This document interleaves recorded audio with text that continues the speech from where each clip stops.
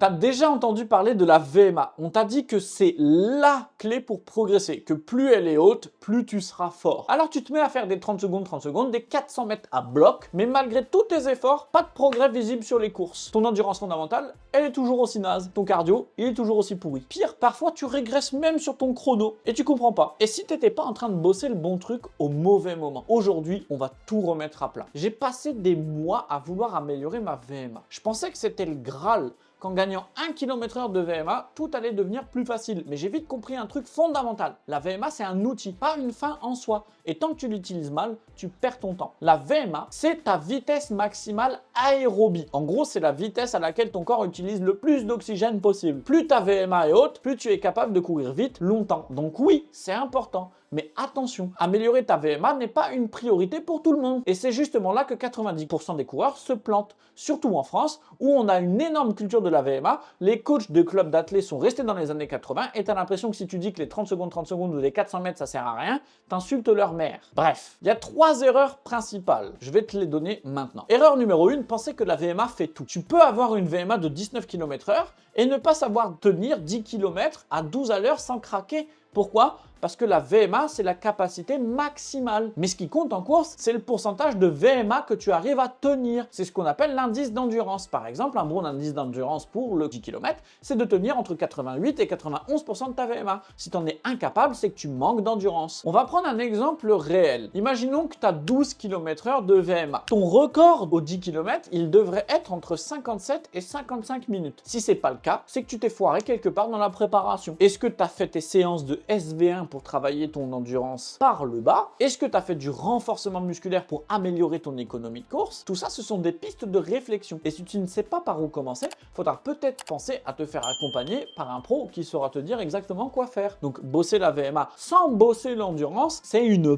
perte de temps. L'erreur numéro 2, faire de la VMA tout le temps. 30 secondes, tous les mardis, 10 fois 200 mètres à bloc. Chaque semaine, tu vas vite t'user. La VMA se travaille en cycle, pas toute l'année et pas plus d'une séance par semaine. Si tu cours 3 à 4 fois, ça sert à rien. Tu peux très bien faire 3 semaines d'augmentation du volume et de l'intensité, puis une semaine d'assimilation. Tu refais une deuxième fois ce bloc et tu viens faire un cycle de VMA de 2 mois. Pas de 12. 12 mois de VMA, c'est inutile. Pourquoi c'est inutile? Parce qu'au bout d'un moment, ton corps, il va stagner. Tu lui as fait subir un stress. Le stress, si c'est toujours le même, au bout d'un moment, tu vas stagner. Et puis, au bout d'un moment, ce qui va se passer, c'est que tu vas arriver avec 17, 18, 19 km/h de VMA, mais tu vas pas être capable de tenir sur tes courses. Je vais te donner un exemple très concret. Si tu n'es pas capable de tenir, par exemple, 12 km/h sur un semi-marathon alors que tu as 17 km/h de VMA, c'est parce que tu n'es pas assez endurant. C'est parce que tu es très optimisé au niveau de la VMA, mais tu n'es pas du tout optimisé au niveau des seuils. Et du coup, quand tu te mets à courir un petit peu plus vite que ton endurance fondamentale, le lactate, il s'accumule tout de suite dans ton corps. Tu as des sensations de jambes lourdes, tu as des sensations de ne pas pouvoir avancer plus. Et ça, c'est parce que ton corps, il n'a pas été habitué à se servir du lactate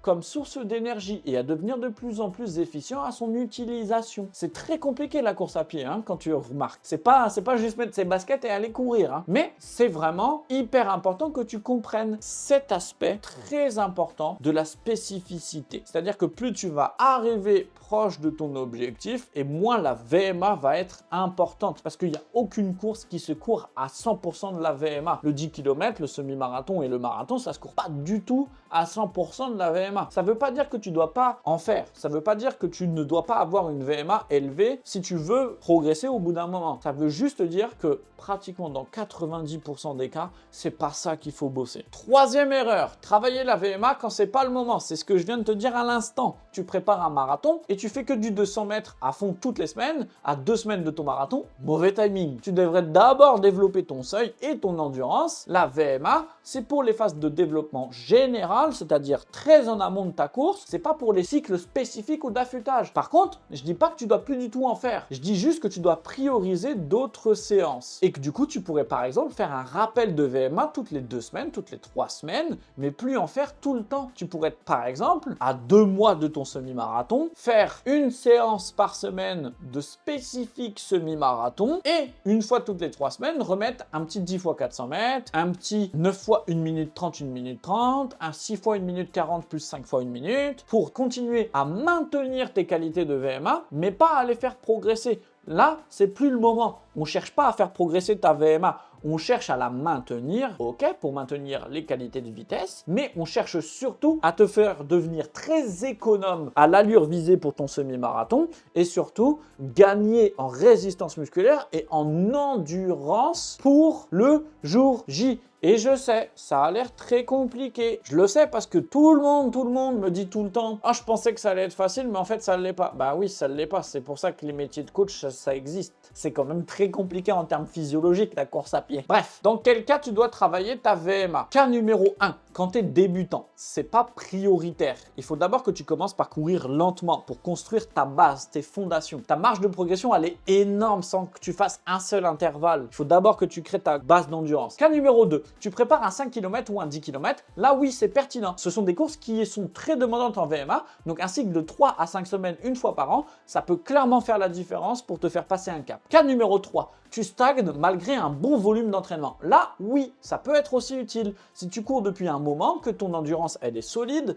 et que tu veux passer un cap en vitesse, bosser ta VMA va devenir pertinente. Donc là, pareil, tu peux faire un cycle de 2 mois de VMA pour la bosser. Maintenant, comment travailler ta VMA efficacement? 1. Choisir le bon format selon ton niveau. Débutant, 30 secondes, 8 à 10 répétitions maximales. Intermédiaire, 200 mètres, 300 mètres, récupération égale au temps d'effort. Avancé, 200 mètres à 600 mètres, entre 95 et 110% de ta VMA. 2. Gérer la récupération entre les séries. Tu peux faire des récupérations courtes, mais en marchant. Par exemple, 10 fois 400 mètres avec 60 secondes de récupération en marchant. 3e point. Bien s'échauffer et bien récupérer. Footing de 15 minutes, des gammes, une montée progressive avant chaque séance, puis retour au calme et étirement passif le soir. On se retrouve maintenant sur Nolio, sur la vue de Antoine, l'un de nos coachés qui est venu chez Running Lab afin de préparer 2 semi-marathons. Nolio, d'ailleurs, c'est la petite application que l'on utilise pour planifier l'entraînement de nos coachés afin qu'ils le reçoivent absolument tout sur leur montre. Oui, ça veut dire que quand tu viens chez Running Lab, tu as tous tes entraînements directement sur ta montre avec les allures que tu dois respecter, avec les temps de récupération. Tu es guidé de A à Z, tu n'as aucune charge mentale, tu n'as même pas besoin de réfléchir à ce que tu fais. La montre, elle te guide de A à Z. Là, on est sur la vue de Antoine qui nous a rejoint le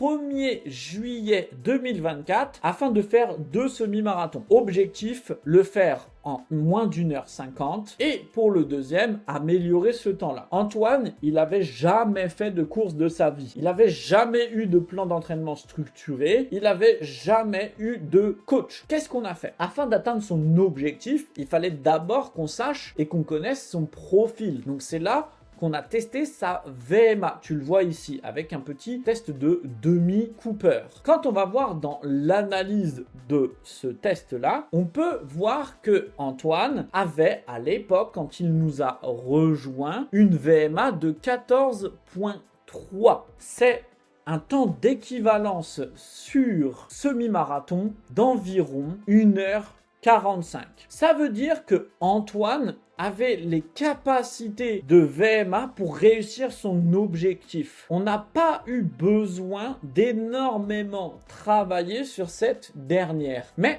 c'était quand même l'un de ses objectifs parce qu'il voulait apprendre à bien faire des séances de VMA sans se cramer. Donc, on l'a quand même fait. On a fait un premier bloc de VMA avec des 2 x 5 x 200 mètres, des 3 x 800 mètres, des 2 x 800 mètres, 2 x 400 mètres, 4 x 200 mètres et ainsi de suite afin qu'il puisse progresser. Donc, il est parti le 1er juillet avec 14,3 de VMA. On avance un petit peu et on voit ici qu'il avait déjà gagné 0,4 de VMA. Donc, en l'espace de 1 mois et demi, il avait déjà gagné 0,4 de VMA grâce à ces séances-là qui sont à l'écran et qui sont en rouge. Pourquoi? Parce qu'elles étaient parfaitement calibrées à son niveau et ça lui a permis de progresser sans être trop fatigué, sans subir la préparation et surtout en prenant du plaisir. Je te laisse juste lire le commentaire un tout petit peu là pour que tu te rendes compte à quel point c'est important d'avoir un entraînement qui est calibré pour soi et surtout qui est fait par un coach où tu sais qu'il y a quelqu'un derrière pour te motiver quand tu as la flemme. Ensuite, regarde, la séance elle est parfaite. On voit bien que pendant les phases d'intervalle, il augmente. Pendant les phases de récupération, il récupère, il augmente, il récupère, il augmente, il récupère. Et la séance, elle passe très très bien. Ensuite, on est parti du coup sur un bloc qui n'est pas celui de VMA parce que c'était pas la chose la plus importante. Là, on passait dans un cycle spécifique pour qu'il puisse préparer son semi-marathon qui était prévu le 20 octobre. Donc oui, on a arrêté le cycle de VMA le 11 août pour avoir 2 mois complets de spécifique semi-marathon. Et comme tu peux le voir à l'écran ici, on n'a pas eu une seule séance de VMA pendant toute la période parce qu'il avait déjà les qualités de VMA et que maintenant il fallait travailler sur ses qualités d'endurance parce que sinon il n'aurait pas réussi à maintenir une vitesse élevée sur sa course et il aurait raté son objectif ou en tout cas il aurait subi la course. Donc on s'est mis à faire des 2 fois 7 minutes à des allures beaucoup moins rapides. Tu peux le voir ici, on n'est plus du tout sur du 91-93% de la VMA, on est sur du 77-79. Et ça travaille le seuil. On a aussi fait des petites séances de 10 km pour garder un petit peu de vitesse quand même, donc 3 fois 2 km et ainsi de suite. On a fait des séances spécifiques semi-marathon avec des 8 km progressifs, etc., pour le faire devenir de plus en plus fort. Et aussi une chose très importante, Antoine il est expatrié au Japon avec des enfants, donc c'est très compliqué de maintenir son plan d'entraînement. Donc on a fait en sorte de vraiment l'adapter pour lui. On a retravaillé les séances, on les a rendues plus courtes. Par exemple ici tu peux voir que la séance elle dure que 1h07 alors qu'avant elle durait 1h13 et que du coup on aurait dû par exemple faire une séance de 1h30. C'était pas possible de le faire. Donc on a réajusté pour que ça rentre pile poil dans son emploi du temps pour pas qu'il soit trop fatigué, pour pas qu'il se blesse. Et si toi tu as déjà eu ce sentiment là pendant tes prépas de subir la prépa parce que tu étais trop fatigué, parce que tu n'arrivais pas à enchaîner, c'est parce que tu n'as pas adapté ton plan d'entraînement. Et ça chez Running Lab on le fait pour toi sans que tu n'aies à réfléchir à rien du tout. Et en plus de ça, tu es soutenu 24 heures sur 24, 7 jours sur 7, parce que chez Running Lab, contrairement à certains coachs qui ne sont absolument pas sérieux du tout, notre délai de réponse, il est de 24 heures. Donc, tu as une réponse tous les jours de la part de ton coach. Comme tu peux le voir, on n'a pas forcément fait énormément de VMA